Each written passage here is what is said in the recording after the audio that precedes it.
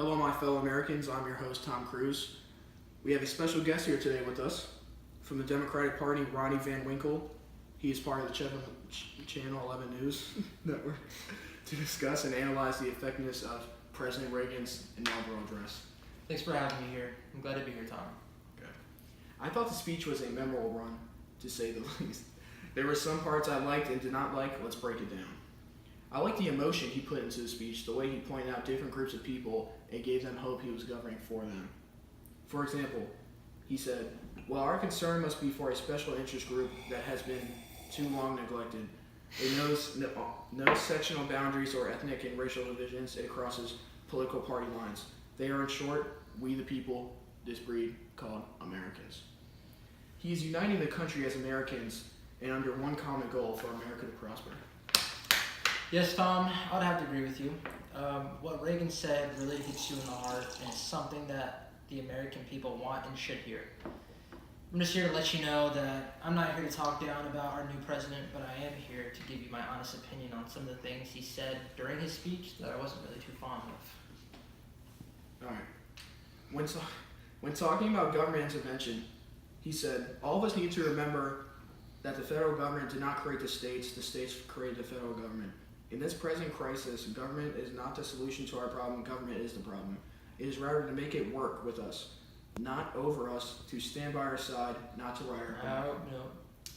Let me finish. He's giving the people who elected him the reason why the country is in a crisis, and he's clarifying the solution to fix it. But it's not. President Reagan advocates for states' rights. This is what his base believes in and wants, and he is going to provide that. I personally, Tom, do not think that the size of the government is the problem. The role of the government is to protect its citizens. We have a large and diverse society of Americans from all socioeconomic groups. Many less fortunate Americans rely on government social programs to survive, and that's a fact. I hope you know. If we remove the federal government from states' legislation, there will be no consistency across America in how we protect and provide for our citizens. In addition to protecting American citizens, the role of the government is to provide oversight for state misdeeds. It was federal government who overrode the southern states to enforce the Emancipation Proclamation and make America the great nation it is today. And that's a fact. You learn that stuff in history. All right, but now, Tom, when Reagan says, "I believe God intended for us to be free," it would be fitting and good, I think, if on each inaugural day in future years, it should be declared a day of prayer. How do you think that's okay? You shouldn't be using religion in public speeches. Well, I have to agree with you, but he was not advocating for a Christian prayer. You may pray to any God you please. Are you sure that's what he intended, Tom? Well, no, I'm not Ronald Reagan, but let's move on.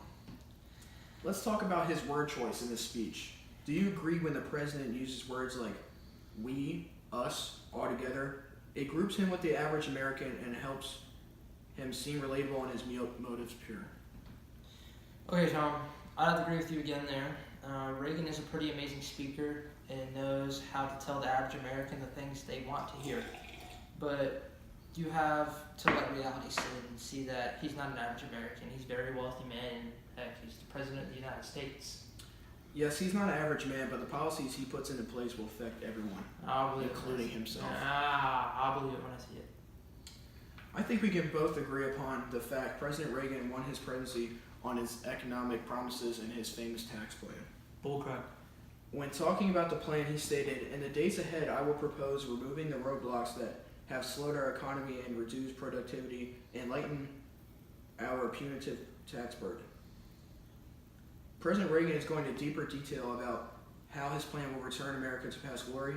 The president is giving clear propositions to help fix the economy, like reducing taxes and reducing the size of government. Okay.